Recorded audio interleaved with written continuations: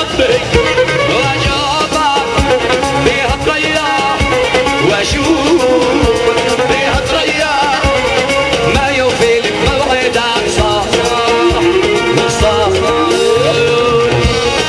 تحية وأحلى تهاني مقدم من حلويات الهناء ومنك يا أبو عطية فقط ظهور العريسين إحسان وتامر. هلا بيك يا أبو عطية هلا بحلويات الهناء.